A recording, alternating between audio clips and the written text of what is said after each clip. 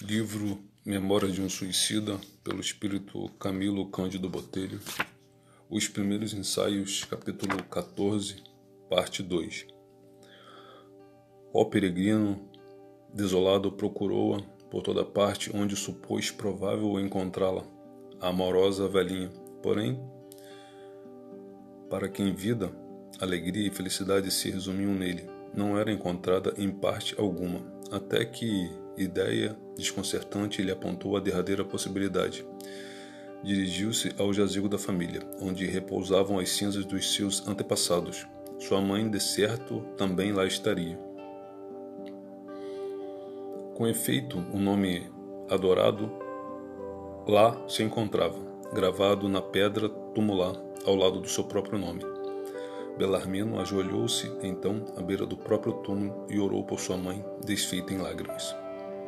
Entardecia quando, silenciosos, descemos a encosta alfombrada do Campo Santo. Procurei, à medida das minhas possibilidades, levantar o ânimo do amigo querido, e, enquanto vagávamos pelas ruas, observava, esforçando-me por parecer confiante e consolativo. Será fácil deduzir quanto ao destino da tua veneranda mãe, ó meu amigo. Não se achará, com certeza, enclausurada naquela gaiola de mármore e podridão, pulverizando-se com os últimos elementos materiais que ali se encerram, uma vez que nem tu lá te encontras. O censo indicará que, sendo nós ambos seres portadores de personalidade eterna, também ela o será, e que, como nós, se encontrará em local apropriado à sua existência extracorporal, mas nunca num poço tumular. Sim, eu já o havia pensado, Camilo. Porém, onde estará ela? Em que local do infinito invisível? E por que será que nunca mais sendo eu imortal, pude encontrar minha mãe querida? Por que não a entrevi jamais refletida nos possantes aparelhos da nossa enfermaria em visita telepática? Vê-la-ei porventura algum dia? Perdão, Belarmino.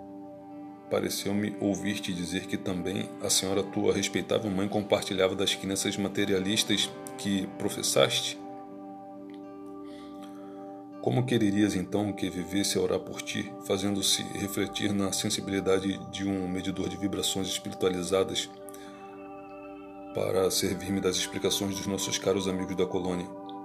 Indaguemos antes do seu paradeiro ao Dr. Canaleja ou ao nosso Roberto. Quanto a mim, não te ponho dúvidas a possibilidade de a reveres tu.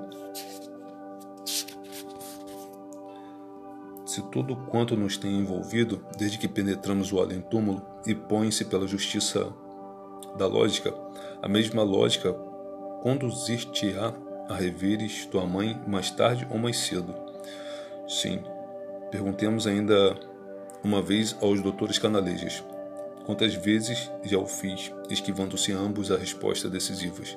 Mas onde os encontraremos agora? Não deixaram endereços? Esperemos então até encontrá-los. Sejamos pacientes. Amigo de Queiroz e Souza. Em 16 anos de desgraças surpreendentes, creio que aprendi rudimentos da sublime virtude denominada paciência. Todavia, Camilo amigo, preferia não ter voltado a Portugal. Sinto-me intranquilo e triste. Não obstante, sentíamos fadiga e queríamos descansar. Onde, porém, achar abrigo? O decoro, o respeito ao domicílio alheio, inibia-nos de buscar hospedagem em casas estranhas. Quanto aos velhos amigos, não nos podendo perceber, tornavam-se ainda mais respeitáveis para nós, por não desejarmos participar de sua intimidade como intrusos ou indiscretos. Habituados à disciplina confortativa do Instituto, éramos premidos pela saudade do suave aconchego que continuávamos a transitar pelas ruas da cidade. Incoercível, a tristeza anuviava-nos o coração ao passo que o crepúsculo derramava nostalgia em derredor, avolumando as sombras e as impressões que nos chocavam. Belarmino alvitrou nossa hospedagem em uma igreja, cuja nave repleta de fiéis convidava francamente a intrusão.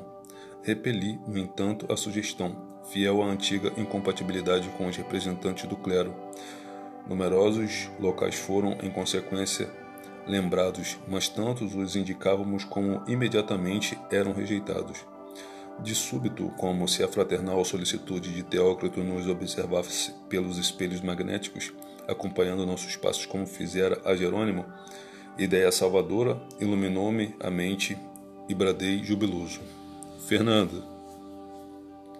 Sim, Fernando de Lacerda, o protetor inesquecível cujos caridosos pensamentos de amor e de paz, diluídos em cintilações de preces, tantas vezes me visitaram no desconsolo apavorante do tugúrio de trevas, onde minha alma espiava a ousadia de se haver antecedido a determinação da justa lei.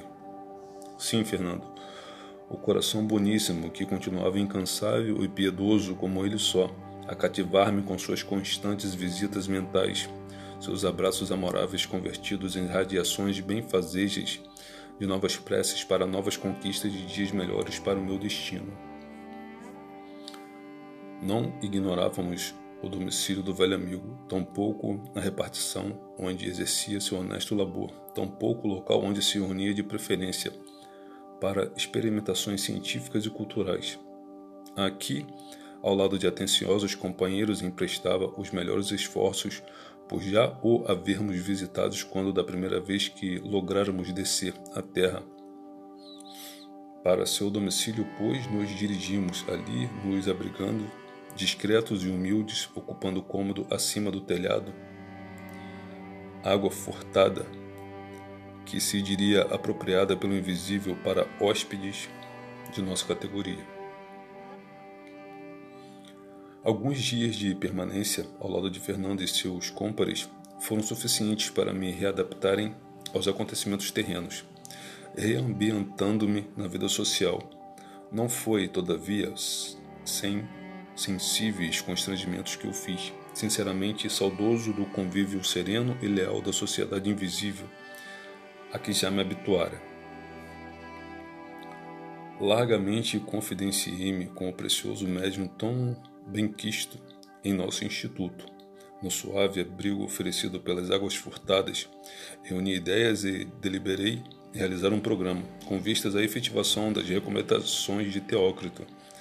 Deveria, antes de tudo, voltar a esclarecer aos meus antigos amigos, colegas, editores e até aos adversários que o suicídio não lograra decepar minha vida, tampouco a inteligência e a ação.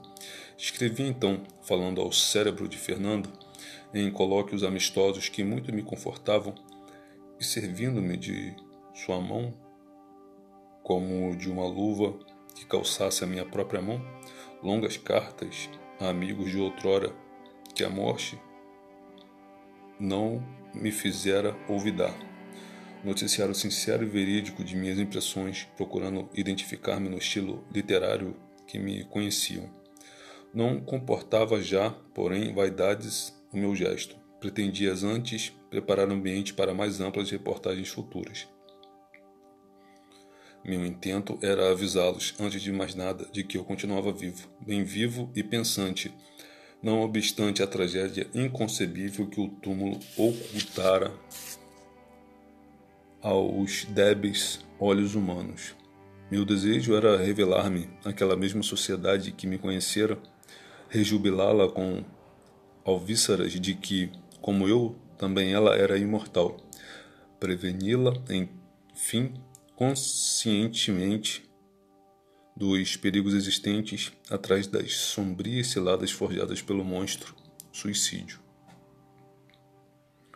Mas, apesar da boa vontade de que me sentia possuído, da dedicação do generoso amigo que me emprestava inestimável concurso, passei pela decepção e a vergonha de ser repelido pela maioria daqueles mesmos a quem desejava servir, revelando-me individualidade pensante, inteligência viva, independente e normal, não obstante a invisibilidade do estado em que me achava, sem o desejar grandes desgostos, atraí para o pobre Fernando, a quem antes eu quisera respeitado e honrado em virtude do magnífico dom que trazia, tal o de transmitir facilmente o pensamento das almas defuntas, e foi ele alvo de críticas demasiado ardentes e injustas, insultos ingratos, remoques abusivos.